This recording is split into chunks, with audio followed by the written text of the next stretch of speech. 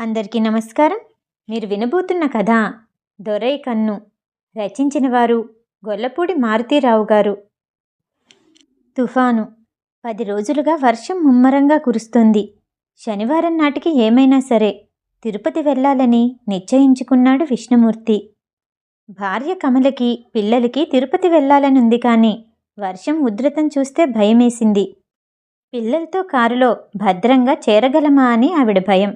Car కొనడానికి కొత్తగాని 10 ఏళ్ల పాతది. 30 ఏళ్ల దాన్ని పెళ్లి కూతురులాగా అలంకరించినట్టు చూడటానికి గుంభనంగా నిండుగా ఉంది. కానీ కమలమ్మకి భయమే. దానికి తోడు విష్ణుమూర్తి పేకాట మిత్రుడు త్రివిక్రమరావు, అతని భార్య పార్వతి, 6 ఏళ్ల కొడుకు అంజిబాబు, వీళ్ళు కాక ఆదినారాయణ డ్రైవరు. ఇది బృందం. త్రివిక్రమరావు నుదుటి మీదే భారతీయ మత సామరస్యం కనిపిస్తుంది. శివకేశవుల భేదం లేకుండా అందర్నీ నుదుటికెక్కించుకున్న పుణ్యాత్ముడు త్రివిక్రమరావు. ఆదినారాయణ నోరిప్పితే భారతీయ కర్మజీవనం గుప్పమంటుంది. వీలైనంత వరకు కళ్ళు తాక్కుండా శరీరాన్నుంచకపోవడం వాడి జీవిత లక్ష్యాల్లో ఒకటి. కానీ వాడు మహాభక్తుడు. ఏడుకొండల వాడి పేరు చెప్తే భక్తితో కళ్ళల్లో నీళ్ళొచ్చేస్తాయి. భగవంతుడంటే మరారేనండి. నాను పుట్టిన కాడి నుంచి ఆరి మీదే విశ్వాసం. ఇదే వాడి ధార్మిక జీవనానికి పట్టుకొమ్మ. కమలమ్మకి భగవంతుడి మీద కంటే భర్త మీద, మతం మీద కంటే కన్నపిల్లల మీద మమకారం ఎక్కువ.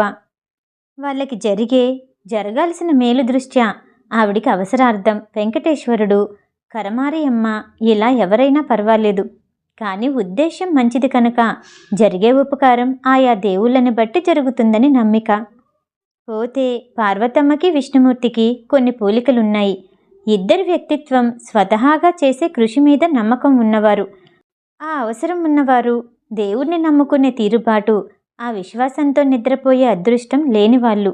కాగా పార్వతమ్మ విగ్రహం ముందు నిలబడినప్పుడైనా దైవం గురించి ఆలోచిస్తుందేమో గాని విష్ణుమూర్తికి ఆ విగ్రహం మీద పువ్వులతో వ్యాపారానికో, ప్రసాదాన్ని టోకుగా తయారు చేయించే కాంట్రాక్టు మీదకో, దేవుడి ఫోటోలని ప్రింటు చేయించే బిజినెస్ మీదకో దృష్టి పోతుంది. ఏకాగ్రత కుదిరే ఏ విషయంలోనైనా దైవత్వం ఉన్నదని, అలాంటి ఏకాగ్రతకి పరాకాష్టే దైవమని అతని అభిప్రాయం. అలా కాక దొంగ పూజారి పిచ్చి కేకలకి, చెమటతో తడిసిన భక్తుల నిమీలిత నేత్రాలకి మురిసిపోయి దేవుడు ఆ చీకటి గుయ్యారంలో విడిది చేసి ఉండడని అతనికి పూర్తి నమ్మకం. పెళ్ళైనప్పటినుంచి అతని విశ్వాసాన్ని సడలించాలని కమలమ్మ శతధా ప్రయత్నం చేసి వీగిపోయింది. విష్ణుమూర్తికి దేవుడి మీద భక్తి లేదు, కానీ కమలమ్మ మీద ప్రేముంది. అందువల్ల ఎవరి విశ్వాసాలను వాళ్ళు గౌరవించడానికి ఒక ఒప్పందానికి వచ్చాడు. మరిప్పుడు విష్ణుమూర్తి తిరుపతి ఎందుకు బయలుదేరాడు? తిరుపతిలో మోపెడ్స్ కంపెనీకి సంబంధించిన ఏవో పరికరాల వ్యాపారం గురించి చర్చలు జరపడానికి బయలుదేరాడు. ఇది ఇటీవలే అతను తరచూ చేసే ప్రయాణం.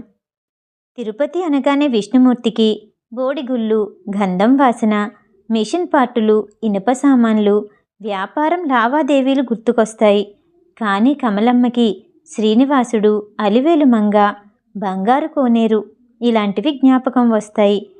త్రివిక్రమరావు పేకాటలో ఎప్పుడు 2000కి ఎక్కువ ఆట కొట్టినా కొండకొచ్చి గుండు చేయించుకోవడం ఆనవాయితీగా పెట్టుకున్నాడు. ఆ శ్రీనివాసుడు పేకాటలో ఎదుటి వాళ్ళని ఓడించి తద్వారా ఆదాయం పెంచడమే అతని జీవితాశయం, కోరిక. త్రివిక్రమరావుకి మరో ఉద్యోగం, వ్యాపారం లేదు.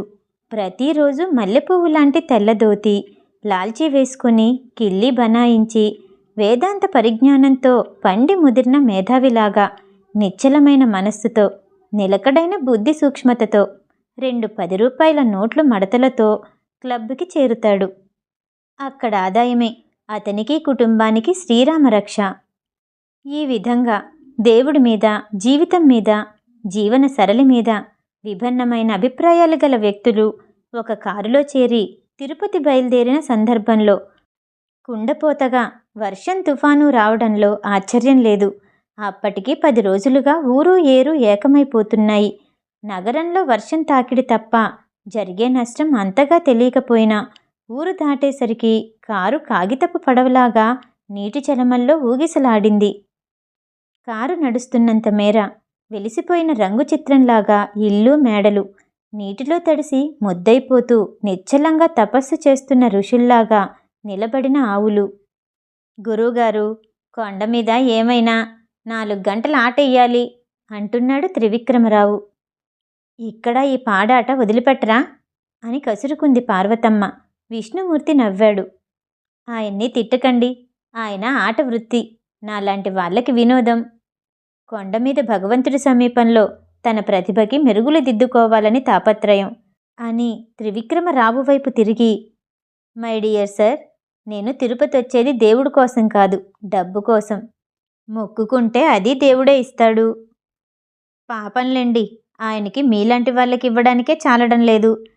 ఎంతని సంపాదిస్తాడు? నా తంటాలేవో నేనే పడతాను. నోరు ముయ్యండి, కొండమీదికి రాకపోయినా పర్వాలేదు, దేవుడిని అంతలేసి మాటలనకండి అంది కమలమ్మ. పార్వతమ్మ మాత్రం పక్కున నవ్వింది. కారు పచ్చని పొలాల మధ్య నుంచి వెళ్తుంది. అంతా నిర్మానుష్యం. ఉన్నట్టుండి విష్ణుమూర్తికి కారు నడపాలని సరదా పుట్టింది. కారు పార్టుల వ్యాపారం, స్కూటర్ పార్టుల వ్యాపారం చేస్తాడే కానీ విష్ణుమూర్తికి కారు నడపడం రాదు. ఆ విషయం ఆదినారాయణకి తెలుసు. కారు మద్రాసు దాటినప్పటినుంచి స్టీరింగ్ ఇవ్వమని ఒకటే పోరుతున్నాడు. వర్షం ఎక్కువగా ఉందనో, రోడ్డు బాగా లేదనో, మనుషులున్నారనో తప్పించుకొస్తున్నాడు ఆదినారాయణ. ఇప్పుడు మళ్ళీ అడిగాడు విష్ణుమూర్తి. కారు అతంది. కారణాలంతగా కనిపించలేదు. నోరు మూసుకుని పక్కకి జరుగు అని కసిరినా డ్రైవర్ చేయగలిగిందేమీ లేదు. మర్యాదగా కారాపాడు. త్రివిక్రమరావు నవ్వుతున్నాడే కానీ కమలమ్మకి ఇబ్బందిగానే ఉంది. గడ్డు రోజున బయలుదేరాం, మళ్ళీ మీ చెయ్యి ఎందుకులేండి, వాడినే నడపనివ్వండి అని చెప్పినా విష్ణుమూర్తి వినిపించుకోలేదు. స్టీరింగ్ ముందు కూర్చొని బండిని స్టార్ట్ చేసి గేరులోకి మార్చాడు. అంతే, టప్పున యాక్సిల్ విరిగిపోయింది. ఆదినారాయణ గతుక్కుమన్నాడు. కారింకా అడుగు కూడా కదలదు. కొత్త పార్టు కొనాలి. ఆ సమీపంలో దొరకవు. మెకానిక్ని తీసుకొచ్చి పని చేయించాలి. కొంప ముంచారు సార్ అన్నాడు ఆదినారాయణ. కమలమ్మ ఒకటే గోల. ఏ నోటితో అన్నానో వద్దని చెయ్యి పెట్టారు, ప్రయాణం ఆగిపోయింది అని. అంతా కారు దిగారు. కష్టం వస్తే త్రివిక్రమరావు మనిషి కాదు, ఉద్యమం. అంతవరకు అతనిలో ఉన్న నజ్జుతనం ఎక్కడికి పోతుందో. మరేం పర్వాలేదు సిస్టర్, నేనున్నాగా. మొక్క కలవనప్పుడే దమ్ము కావాలి. ఒరే ఆదినారాయణ, లారీలో తిరుత్తని వెళ్దాం. సామాన్ని, మెకానిక్ని తీసుకొస్తాం. అంతా మహా అయితే 3 గంటల పని అన్నాడు. జరిగే పని ఎంత క్లిష్టమైనా జరగడాన్ని అంత సులువుగా ఊహించడం, జరుపుతానని ఒక మనిషి చెప్పడంతో అందరికీ ప్రాణం లేచొచ్చింది. మళ్ళీ చిన్న తుంపర ప్రారంభమైంది. మరో గంటలో చీకటి పడుతుంది. అప్పటికే ముస్తాబుగా ఉంది. 5 నిమిషాల్లో లారీ ఆపి ఎక్కేశారు త్రివిక్రమరావు, ఆదినారాయణ. ఆడవాళ్ళకి, పిల్లలకి, కారుకి కాపలాగా విష్ణుమూర్తి నిలబడ్డాడు. కారు దిగి చెట్టు కింద నిలబడి సిగారు వెలిగించాడు. కారు నడుస్తున్నప్పుడు తెలియని స్తబ్దత. చీకటి పడకుండానే అక్కడక్కడా కప్పల పెకబెక. చీకటి పడకుండానే చీకటి పెట్టే భయం ముందుగా ముసురుకున్నట్టు అనిపించింది. ఏమండి, నగలతో పిల్లలతో ఒంటరిగా ఉన్నాం, ఎవడైనా పొడిస్తేనో అంది భయంగా కమలమ్మ. పార్వతమ్మ మాత్రం దొంగలకి భయపడలేదు కానీ చీకటికి భయపడింది. రాబోయే అపాయానికి భయపడటం కమలమ్మ స్వభావం. అపాయం ఏంటో తెలుసుకోలేని ఆ వ్యవస్థకి భయపడటం పార్వతమ్మ స్వభావం. కమలమ్మది పిరికితనం, పార్వతమ్మది ముందు జాగ్రత్త. విష్ణుమూర్తికి ఈ రెండూ పట్టవు. కష్టం మీద పడేదాకా పడుతుందని నమ్మడు. పడ్డాక సాధించలేకపోయే వరకు సాధించలేనని నమ్మడు. అతను బతికేది ఇమ్మీడియట్ వర్తమానంలో. అందుకే నదురు బెదురు లేకుండా భార్య మాటలకి చిరునవ్వు నవ్వి మైలురాయి మీద కూర్చుని సిగార్ పొగ వదులుతున్నాడు. అదిగో సరిగ్గా ఈ సమయంలో కనిపించాడు దొరై కన్ను. పంచె మీదకి ఎగ్గట్టి పొలాల మధ్య హఠాత్తుగా ఓ మనిషి బయటకొచ్చాడు. మొదట ఓ సైకిల్ని ఒడ్డెక్కించి నీళ్లల్లోంచి తను రోడ్డు మీదకొచ్చాడు. హఠాత్తుగా చూస్తే ఉన్నట్టుండి ఆ సంధ్యవేళలో కిందటి వరకు కనిపించని మనిషి ఎదురుగా వచ్చేసరికి అంతా గతుక్కుమన్నారు. కానీ భయపడినంత గంభీరమైన విగ్రహం కాదతంది. పొగాకు తరచూ నమలటం వల్ల ముందు 2 పళ్ళు పారల్లాగా తయారయ్యి ఏటవాలుగా తెగిపోతున్నాయి. జుత్తు సగం పండింది, సన్నగా, బలహీనంగా 45 ఏళ్లుంటాయి. వాళ్ళు ఆశ్చర్యం నుంచి తేరుకునేలోగానే కారు దాటి వెళ్ళిపోయాడు సైకిల్ మీద. కనుమరుగు కాగానే ఆలోచనల్లోంచి బయటికి తోసేశాడు విష్ణుమూర్తి. కానీ మరో 2 నిమిషాల్లో సైకిల్ నడిపించుకుంటూ వెనక్కి వచ్చాడు దొరైకన్ను. కారు చెడిందా అయ్యా? అన్నాడు నవ్వుతూ. నవ్వు కారు చెడినందుకు ఆనందమో, విష్ణుమూర్తి పట్ల గౌరవమో అర్థం కాలేదు కానీ ఒళ్ళు మండుకొచ్చింది. ఏ చెడితే నీకే? అన్నాడు విష్ణుమూర్తి కఠినంగా. దొరైకన్ను బాధపడినట్టు కనిపించలేదు. పళ్ళు కనపడేలాగా నవ్వి, నాకేం లేదు కానీ దగ్గర్లో కల్లంగడుంది. ఆ మర్రి చెట్టు దాటితే ఆంధ్ర. అక్కడ తాగి తూలుతూ పేలుతూ ఇటొస్తుంటారు. ఆడాళ్ళు పిల్లలు ఉన్నట్టున్నారు. జాగ్రత్త సార్ అన్నాడు. ఆ మాటలకి విష్ణుమూర్తి కాస్త కదిలాడు. కమలమ్మ అయితే కారు దిగొచ్చింది. వెంటనే పార్వతమ్మ దిగింది. ఏమండి, ఎందుకన్నా మంచిది దగ్గర్లో ఎక్కడైనా కూర్చోవచ్చేమో అడగండి. కారులో ఉండాలంటే భయంగా ఉంది అంది. నేనున్నాగా, మరేం భయం లేదు అన్నాడు విష్ణుమూర్తి. ఆ మాటల్లో ధైర్యం కంటే పిరికితనం ఉంది. అలవాటైన వాడికి రోజూ సముద్రంలోకి వెళ్ళడం దినచర్య. కానీ కొత్తవాడికి ప్రత్యేకమైన ప్రయత్నం. పోనీ అతన్నైనా ఉండమనండి అంది కమలమ్మ. విష్ణుమూర్తి కంటే ఏ విధంగా చూసినా దొరైకన్ను సన్నగా పీలగా ఉన్నాడు. అతనితో పోల్చి చూస్తే విష్ణుమూర్తి వస్తాదు కింద లెక్క. కానీ తెలిసిన వాతావరణంలో బలం శరీరాంది కాదు, మనస్సుది. అక్కడ అప్పటికి దొరైకన్నే బలవంతుడు. ఏమైనా మరో ఆడది పార్వతమ్మ ఎదురుగా ఉండగా బలహీనుడిని సాయం ఉండమని అడగడానికి మనస్కరించలేదు విష్ణుమూర్తికి. పార్వతమ్మ చాలా తెలివైంది. మనిషికి మనిషి సాయం. ఈ ప్రాంతం మనిషే కదా, ఉండమనండి. కావాలంటే రూపాయో 2 ఇచ్చి పంపిద్దాం అంది. తన పిరికితనానికి మరో అందమైన పేరు పెట్టినందుకు విష్ణుమూర్తి ఆనందపడి దొరైకన్ను వైపు చూశాడు. దొరైకన్ను అన్నిటినీ అర్థం చేసుకున్న వేదాంతిలాగా నవ్వాడు. ఇప్పట్లో మీరెళ్ళమన్నా వెళ్ళను సార్. తిరుపతి వెళ్ళే యాత్రికులకి సహాయం చేస్తే నాకు పుణ్యం వస్తుంది. మీ మనుషులొచ్చేదాకా ఇక్కడే ఉంటాను అంటూ సైకిల్ని చెట్టు కాంచి మైలురాయి మీద కూర్చున్నాడు. విష్ణుమూర్తి కాస్త చికాకు పడ్డాడు. తన ప్రయత్నం లేకుండానే వాడు ఆగినందుకు. నీ పుణ్యం పాపం అక్కర్లేదులే, 2 రూపాయలిస్తాను అన్నాడు. ఆడవాళ్ళు, ముఖ్యంగా పార్వతమ్మ వినేలాగా. దొరైకన్ను తీరుబాటుగా జేబులోంచి బీడీ తీసి వెలిగించాడు. చిరునవ్వు నవ్వి, ఆ దూరాన కనిపించే వేప చెట్టు చూశారా సార్? దానికి ఇటువైపు ఉన్న 15 ఎకరాల మాగాని నాదే సార్. నా స్థిరాస్తి చరాస్తి అంతా కలిపి 50,000 ఉంటుంది అన్నాడు. విష్ణుమూర్తి నిర్ఘాంతపోయాడు. నన్ను 2 సార్లు పాము కరిచింది సార్. నా చిన్నప్పుడు మా అయ్యతో కౌతారం పొలంగట్టున నడుస్తున్నప్పుడు. 3 రోజుల తర్వాత తెలివొచ్చింది. అంతకుముందు దబ్బ పండులా తెల్లగా ఉండేవాడినంటారు. ఆ తర్వాత నల్లగా అయిపోయానట అమ్మ చెప్పింది. రెండోసారి ఇదిగో ఈ పొలాల్లోనే 5 ఏళ్ల నాడు కరిచింది. చీకట్లో కరిచిందేదో తెలియకపోయినా కరిచిన చోటున వేలిని పట్టుకొని ఆలోచించకుండా కొడవలితో నరికాను. చూశారా సార్, కుడికాలికి బొటనవేలు లేదు చూపించాడు. బతకడానికి కావలసినంత డబ్బు, చావకుండా బతకడానికి కావలసినంత గుండె ధైర్యం 2 ఉన్నాయి నా దగ్గర అన్నాడు. పార్వతమ్మ ముఖంలో ఆశ్చర్యం, విష్ణుమూర్తి ముఖంలో దిగ్భ్రమ ద్యోతకమైంది. పుణ్యం డబ్బు కంటే విలువైంది సార్.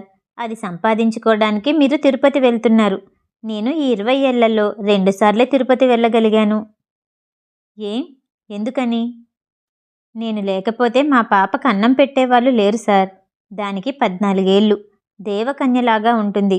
మా పాప అంత అందమైన వాళ్ళు సృష్టిలో చాలా తక్కువ మంది ఉంటారు సార్. అలాగే మా పాప అంత దురదృష్టవంతులు ఉండరేమో కూడా. అతని కళ్ళల్లో నీళ్లు కదిలాయి. బీడీ కాలుస్తారా అన్నాడు ఆగి. ఈ పాటికి ఆడవాళ్ళు దిగారు కారు. అతని మాటలు వింటూ చెట్టు కిందకి చేరారు. నీ బిడ్డకి ఏం బాబు అంది కమలమ్మ. పోలియో అమ్మగారు, కాళ్ళు బొత్తిగా పనిచేయవు.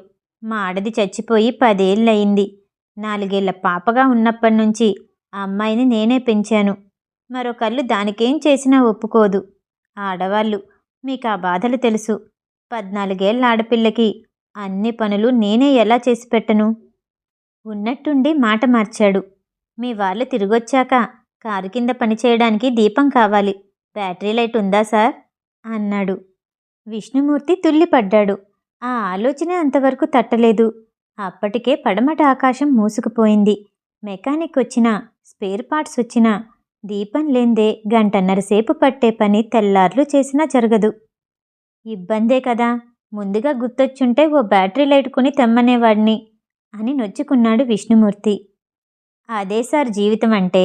ముందుగా తెలుసుంటే నేను పెళ్లి చేసుకోకపోయేవాడిని.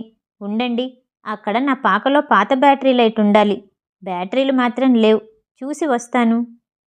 మీకెందుకు ఆ శ్రమ అని పార్వతమ్మ నోటిదాకా వచ్చింది. కానీ ఆ శ్రమ నుంచి దొరైకన్నుని కాపాడితే రాత్రంతా తాము శ్రమపడాల్సి వస్తుందని ఆగిపోయింది. దొరైకన్ను సైకిలుతో పొలాల మధ్య మాయమైపోయాడు. మరీ అరగంట వరకు అతని జాడలేదు. కొంపతీసి అతనే తాగిరాడు కదా అని సందేహించింది కమలమ్మ. అసలు వస్తాడన్న నమ్మకమే లేదు. బ్యాటరీ లైటు తెస్తే 2 గంటల సేపు ఇక్కడే ఇరుక్కుంటాడు. తెలివైన వాడైతే అట్నుంచి అటే తప్పించుకుపోతాడు అన్నాడు విష్ణుమూర్తి. కానీ విష్ణుమూర్తి ఊహించిన తెలివితేటలు దొరైకన్నుకి లేవు. మరో 15 నిమిషాలకొచ్చాడు. బ్యాటరీ లైటు దొరికింది సార్. మా అమ్మాయికి నా మీద కోపం వచ్చి చిన్నప్పుడు నేలకేసి కొట్టింది. వెనక లొట్టపోయింది. బ్యాటరీలు లేవు. ఊళ్ళోకి వెళ్ళి కొనుక్కొచ్చేసరికి ఆలస్యమైంది. అతన్ని చూసి ముగ్గురు నిర్ఘంతపోయారు. ఏదో తెలియని ప్రత్యేకత దొరైకన్నులో వారికి కనిపించింది. ఊహించిన చోట ఔదార్యం లభించడం అనుమానాస్పదమే అవుతుంది ఒక్కొక్కప్పుడు. మరి కాసేపటికి లారీలోంచి ఆదినారాయణ, త్రివిక్రమరావు దిగారు మెకానిక్తో పాటు. పెళ్లిలో పురోహితుడు అతి మామూలుగా మంగళసూత్రం అడిగినట్టు బ్యాటరీ లైట్ ఏది సార్ అని అడిగి మెకానిక్ వెంటనే పని ప్రారంభించాడు. Very clever sir. Battery light తీసుకురావడం మంచి పని చేశారు. సమయానికి ఏది ఉపయోగపడుతుందో చెప్పలేం అన్నాడు త్రివిక్రమరావు. విష్ణుమూర్తి మొదటిసారిగా కృతజ్ఞతతో దొరైకన్ను వైపు చూశాడు. మెకానిక్ బాగా పని తెలిసిన మనిషిలా ఉన్నాడు. ఎవరితోనూ మాట్లాడలేదు. వస్తూనే ఆకలితో ఉన్న మనిషి విస్తరాకు మీద పడ్డట్టు కారు మీద పడిపోయాడు. వర్షం ఎక్కువైంది. బ్యాటరీ లైట్ కాక మరే దీపం ఉన్నా ఈ సమయంలో ఉపయోగించేది కాదు. విష్ణుమూర్తికి మొదటిసారిగా దొరైకన్ను మంచితనం మీద నమ్మకం కలిగింది. చెట్టు కానించిన సైకిల్ తీసుకున్నాడు దొరైకన్ను. సెలవిప్పించండి సార్, నమస్కారం అన్నాడు. విష్ణుమూర్తి ఆతృతగా, మరి కాసేపు ఉండండి, పని మధ్యలో ఉంది. బ్యాటరీ లైటు మరేం పర్వాలేదు, పని మెల్లగా కానివ్వండి. నాకు దాని అవసరం లేదు, వస్తాను. మరి మీకెలా దాన్నివ్వడం? మీ దగ్గర ఉండనివ్వండి సార్. వర్షం బాగా ఉంది. ప్రయాణంలో ముందు మళ్ళీ అవసరం రావచ్చు. ఈసారి మద్రాసు వచ్చినప్పుడు తీసుకుంటాను అన్నాడే కానీ మద్రాస్ అడ్రస్ అడగలేదు. విష్ణుమూర్తికి ఏం చెప్పాలో తెలియలేదు. జేబులోంచి పర్సు తీసి డబ్బివ్వబోయాడు. పోనీ ఇది తీసుకొని మరో కొత్త బ్యాటరీ. చెయ్యి దూరంగా తోశాడు దొరైకన్ను. ఉపకారానికి ధర కట్టడానికి ఎంత తొందర సార్? నా సహాయం కేవలం 20 రూపాయలేనా? సిగ్గుపడ్డాడు విష్ణుమూర్తి. దొరైకన్ను నవ్వి, డబ్బొద్దు సార్, కానీ రేపు దేవుడి దగ్గరికెళ్ళినప్పుడు నా గురించి, పాప గురించి దేవుడి ముందు గుర్తు చేసుకోండి అని ఆడవాళ్ల వైపు తిరిగి, వస్తానమ్మా అని నమస్కారం చేసి సైకిల్ ఎక్కేశాడు. ఎవరండి ఈ రైతు అంటున్నాడు త్రివిక్రమరావు. కానీ విష్ణుమూర్తి అలాగే నిశ్చలంగా దొరైకన్ను వైపు చూస్తూ నిలబడిపోయాడు.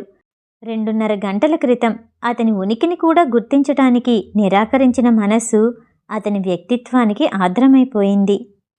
పార్వతమ్మ నవ్వుతూ అంది, ఏమండి, అంత సహాయం చేశాడే, రేపు దేవుడి దగ్గరికెళ్ళి చెప్తారా అతని గురించి పాప గురించీను అంది. తుల్లిపడ్డాడు విష్ణుమూర్తి. అవును, తను గుడికి వెళ్ళటం లేదని దొరైకన్నుకి చెప్పటం మర్చిపోయాడు. అయినా తప్పేముంది, దొరైకన్ను మాట వరుస కనుంటాడు. ఆ పని భార్య చేసినా పర్వాలేదు. మెకానిక్ చాలా చురుకైనవాడు. మరి 2 గంటల్లో కారు రెడీ అయింది. విష్ణుమూర్తి ఇంక స్టీరింగ్ ముందు కూర్చునే ప్రయత్నం చేయలేదు. చూడండి, 3 మైళ్ళ ముందు వంతెన మీద నుంచి నీళ్లు పారుతున్నాయట. ఎవరో చెప్పారు. మద్రాసు తిరిగెళ్ళిపోవటం మంచిది అన్నాడు త్రివిక్రమరావు. వచ్చిన కష్టాలు చాలు, మరోసారి వద్దాం అని కూడా అన్నాడు. కానీ విష్ణుమూర్తి ఒప్పుకోలేదు. తిరుత్తని ఊర్లోంచి రైలు పట్టాల పక్క నుంచి మరో 8 మైళ్ళ చుట్టూ తోవ పట్టుకుని తిరుపతి దారిన పడ్డారు. 4 గంటల సేపు కారులో బాధలు పడ్డాక తర్వాత ప్రయాణంలో వచ్చిన ఇబ్బందులు అంత పెద్దవనిపించలేదు. మధ్యలో గతుకుల్లో పడి ముందు చక్రం హబ్ క్యాప్ పక్క పొలాల్లోకి జారిపోయింది. బ్యాటరీ లైట్ వెలుగులో ఎంత వెతికినా దొరకలేదు. 2 చోట్ల కారులో సీట్ల దాకా వచ్చిన నీళ్లల్లోంచి కారుని తోసుకుంటూ తెల్లవారుజామున 3 గంటలకి తిరుపతి చేరారు. మరుసటి ఉదయమే అలవాటుగా తన పనిలో నిమగ్నమైపోయాడు విష్ణుమూర్తి. అనుకున్న ప్రకారం దర్శనం చేసుకునొచ్చారు పార్వతమ్మ, త్రివిక్రమరావు దంపతులు. కొండ మీదకి విష్ణుమూర్తి వస్తాడని కమలమ్మ ఎన్నడూ అనుకోనేలేదు. కానీ కారు కొండ మీదకి బయలుదేరుతుంటే దొరైకన్ను పేరిట 5 రూపాయలు హుండీలో వెయ్యి అంటూ నోటు తీసి ఇచ్చాడు. కమలమ్మ కాస్త ఆశ్చర్యపోయింది. దేవుడిని కూడా గుర్తుంచుకోని మనిషి దొరైకన్నుకి దేవుడి పట్ల గల విశ్వాసాన్ని, నమ్మకాన్ని గుర్తుంచుకున్నందుకు. ఈ శ్రద్ధ దేవుడి మీద కాకపోవచ్చు, కానీ దేవుడి మీద నమ్మకం ఉన్న వ్యక్తి మీద కావచ్చు. పోనీ మీరు రాకూడదు ఒకసారి అంది పార్వతమ్మ నవ్వుతూ. రాడని తెలిసే. మీరు వెళ్ళండి, అంతకంటే ముఖ్యమైన పనుంది నాకు అన్నాడు విష్ణుమూర్తి. అనుకోకుండా ఒడిదుడుకులైన యాత్ర తిరుపతిలో సజావుగా సాగిన తిరుగు ప్రయాణంలో మళ్ళీ ఈడిగల పడింది. మర్నాటికి వర్షం తగ్గింది. కానీ దారిలో ఏర్లు పొంగాయి.